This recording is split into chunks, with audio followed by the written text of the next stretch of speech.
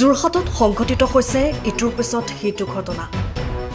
পুনৰ আন এক ভয়ংকৰ ঘটনাই জোকাৰি গৈছে যোৰহাট। ড্ৰাগছ আসক্ত এদল যুৱকৰ প্ৰহাৰত কৰুণ মৃত্যুক সাৱটিবলগীয়া হয় এজন যুৱকে। এটা নিচামুক্তি কেন্দ্ৰত থকা কেইবাজনো যুৱকে দেৱজিৎ নেওগ নামৰ যুৱকগৰাকীক প্ৰহাৰ কৰাৰ ফলতে কৰুণ মৃত্যুক সাৱটি লয় যুৱকগৰাকীয়ে। বুধবাৰে দেৱজিৎ নামৰ যুৱকজন আঘাতপ্ৰাপ্ত আৰু JMCHত ভৰ্তি কৰোৱা হৈছিল যদিও যুৱকজনৰ মৃত্যু হয় বুলি খবৰ আহি পৰিছে। আঘাতপ্ৰাপ্ত দেৱজিৎক JMCHত ভৰ্তি কৰা হৈছে বুলি পৰিয়ালক খবৰ দিছিল এটা নিচামুক্তি কেন্দ্ৰৰ যুৱকে আৰু পৰিয়ালবৰ্গই JMCHত যুৱকজনক মৃত অৱস্থাতে দেখা পায়। পুনৰ জনাইছো এই মুহূৰ্তত আহি পৰিছে এই ভয়ংকৰ খবৰটো। যোৰহাটত সংঘটিত হৈছে আন এক কৰুণ ঘটনা। ড্ৰাগছ আসক্ত এদল যুৱকৰ প্ৰহাৰত দেৱজিৎ নেওগ নামৰ এজন যুৱকৰ কৰুণ মৃত্যুক সাৱটি লয়। বুধবাৰে দেৱজিৎ নামৰ যুৱকজনক JMCHত ভৰ্তি কৰা হৈছে বুলি পৰিয়ালক অৱগত কৰিছিল এটা নিচামুক্তি কেন্দ্ৰৰ যুৱকে আৰু পৰিয়ালবৰ্গই JMCHত যুৱকজনক মৃত অৱস্থাতে দেখা পায়। এটা নিচামুক্তিৰ কেন্দ্ৰত থকা কেইবাজনো যুৱকে দেৱজিৎ নেওগ নামৰ যুৱকজনক প্ৰহাৰ কৰাৰ ফলতেই যুৱকগৰাকীয়ে কৰুণ মৃত্যুক সাৱটি লয় বুলি খবৰ আহি পৰিছে। কালি মোৰ পুত্ৰ শ্ৰী দেৱজিৎ নেওগ, তেওঁৰ কালি জন্মদিন আছিলে। জন্মদিন যদিও আছিলে তেওঁ ঘৰতে আছিলে 4টা বজালৈকে। তাৰ পাছতে আপোনাৰ এজন ল'ৰা ভাৰ্গৱ নেওগ, তেওঁ মটৰচাইকেলেৰে দেৱজিৎ নেওগক 4টা বজাত লৈ যায়। লৈ যোৱাৰ পাছত আপোনাৰ বাইপাছত এটা ৰিহাব চেণ্টাৰ আছে, সেই কুৰুকাটলি নহয়, এইটো জেগাটো মই পাহৰিছোঁ। সেই বাইপাছৰ ৰিহাব চেণ্টাৰটোত লৈ যায়। লৈ গৈ তাত কিছু নিচাসক্ত যুৱক আৰু ভাৰ্গৱ নেওগ, মাইনা কলিতা আৰু বাপী এনেকৈ কেইবাজনো যুৱকে তাক ৰাস্তাৰ পৰা চুচৰাই মৰিয়াই মানে ৰিহাব চেণ্টাৰৰ ভিতৰত ভৰাইছে। ৰিহাব চেণ্টাৰৰ ভিতৰত ভৰোৱাৰ পিছত তাৰপিছত সেয়া তেওঁলোকে মানে মাৰপিট কৰাৰ পিছত অলপ দেৰি পিছত আপোনাৰ এপে এখন আনি পেলাই তেওঁলোকে JMCHত সেই মোৰ পুত্ৰক ভৰ্তি কৰিলে। আৰু মোৰ পুত্ৰক ভৰ্তি কৰাৰ পাছত আমালৈ এটা তেওঁলোকে মেছেজ দিলে যে আপোনাৰ পুত্ৰ দেৱজিতৰ অকণমান গাটো বেয়া, ইমান ভাল নহয়, আপোনালোকে অতি সোনকালে JMCলৈ আহক। তেতিয়া মাক আৰু মই আহিলোঁ। অহাৰ পাছতে ডক্টৰৰ লগত আলোচনা কৰিলোঁ। অলৰেডি তাৰমানে তেওঁলোকে আনোতেই হয়তো তেওঁ দুৰ্ঘটনাটো হৈ গৈছে। তাৰপিছতে থিতাতে সেই আমাক কথাষাৰ কৈ তেওঁলোক আৰু চিধা চিধি পলাই গ'ল। পলাই যোৱাৰ পাছত আমি FIR দিছোঁ। FIR দি ৰাতি আমি 1:30 বজাত পুলিচ প্ৰশাসন তথা স্থানীয় ৰাইজ লগত লৈ গৈছোঁ সেই ৰিহাব চেণ্টাৰলৈ।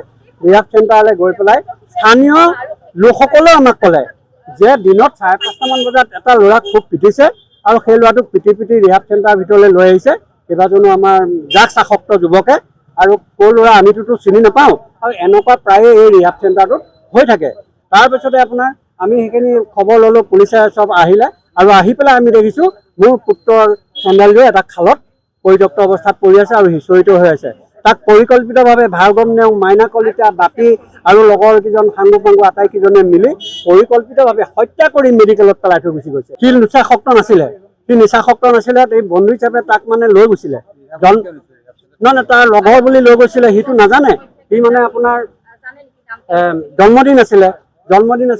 জন্মদিন থকাৰ কাৰণে সি মাতিলে, ভাৰ্গৱ নেওগে মাতিলে, আহা কিবা এটা খোৱা বুলি লৈ গৈছিলে।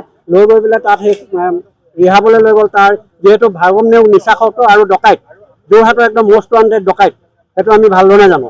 গতিকে সেই ভাৰ্গৱ নেওগে লৈ গ'ল। এইখিনি কথা মোৰ পুত্ৰই জনা নাছিলে।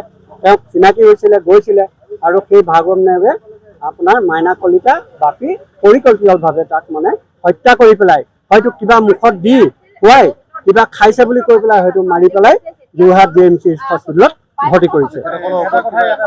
তেখেতসকলৰ ওপৰত আমি FIR দিছোঁ আৰু FIR মতে দুজন আপোনাৰ গ্ৰেপ্তাৰ কৰিছে, মাইনা কলিতা আৰু ভাৰ্গৱ নেওগক।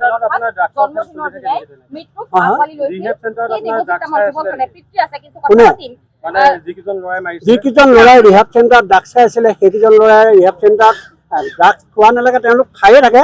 আৰু সেইটো অকল ড্ৰাগছ খাবৰ কাৰণেহে খুলিছে, মানুহ ভাল কৰিবৰ কাৰণে খোলা নাই। আৰু সেইটো তাতো ইয়াৰ আগতো সেইটোত মানে এজন মানুহ তেনেকৈ হত্যা হৈছিলে। আৰু তেওঁলোক যিকেইজন মানে মাইনা কলিতা আৰু যিকেইজন মানে তেওঁলোকে বিভিন্ন ধৰণৰ ৰিহাব চেণ্টাৰত থাকি আহি তেওঁলোকে নিজে আহি পেলাই ইয়াত খুলি পেলাই মাত্ৰ 10 দিনহে বোলে হৈছে বুলি কোৱা শুনিছোঁ। খুলি পেলাই আমাক স্থানীয় মানুহে কৈছে আৰু সদায় হাই হল্লা মাৰপিট অনেক ধৰণৰ হৈ থাকে স্থানীয় মানুহে কৈছে। আৰু সেই স্থানীয় মানুহৰ ভিত্তিতে এজন তাৰ যুৱকে ক'লে, পিছত হয়তো পুলিচ প্ৰশাসনে সুধিলে তেওঁক, আমি অকণমান কিবা ৰাখিছোঁ, তেওঁ কৈছে যে মাৰি চেণ্ডেল এপাত তাত পৰি আছে, এপাত তাত পৰিছে, চুচৰাই পেলাই ওপৰলৈ লৈ গৈছে।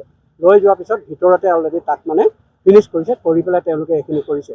গতিকে মই আপোনালোকৰ মাধ্যমৰ যোগেদি মই এইটোকে জনাওঁ যে প্ৰশাসনে উচিত তদন্ত কৰক আৰু দোষীক শীঘ্ৰে কৰায়ত্ব কৰি আৰু যিকেইজন পলাতক হৈ আছে কৰায়ত্ব কৰি তেওঁলোকক মানে বিহিত ব্যৱস্থা ল'ব।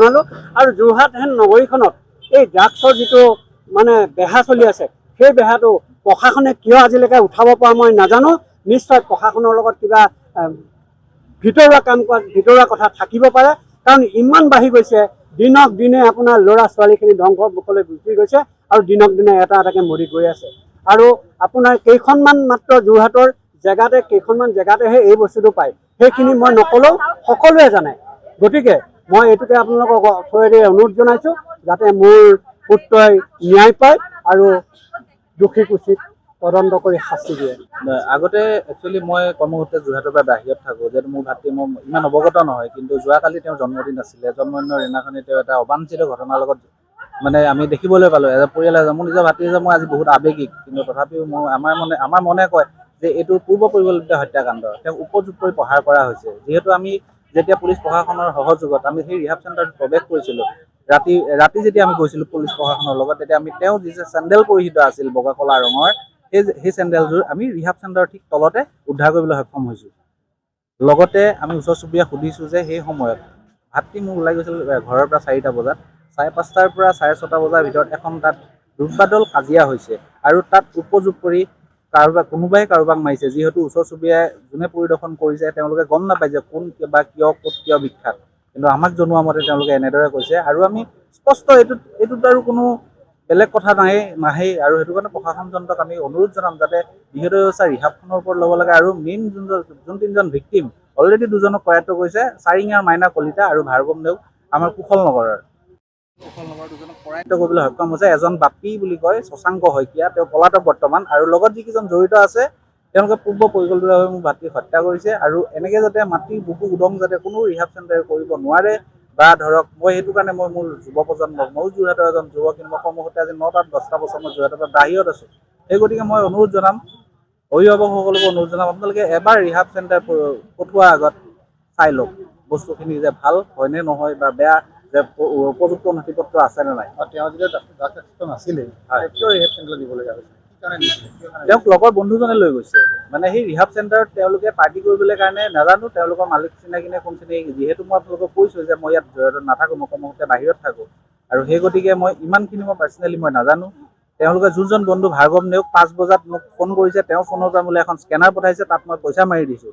আৰু সেইটো মোৰ অলৰেডি মোৰ লগত এভিডেঞ্চ আছে, সেইখিনি মই স্ক্ৰীনশ্বট মাৰি ৰাখিছোঁ।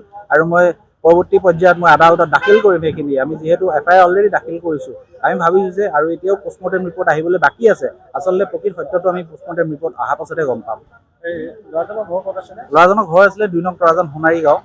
মোৰ ভাতৃ তেওঁ যোৰহাট বাল্য ভৱনৰ পৰা 10ম শ্ৰেণী উত্তীৰ্ণ হৈছিল আৰু ক্ৰিশ্চিয়ান একাডেমীত বিজ্ঞান শাখাত তেওঁ 2য় বৰ্ষত পঢ়ি আছিল। কিন্তু বিশেষ কাৰণবশতঃ তেওঁ 1 বছৰ আমি ড্ৰপ দিয়াইছিলোঁ।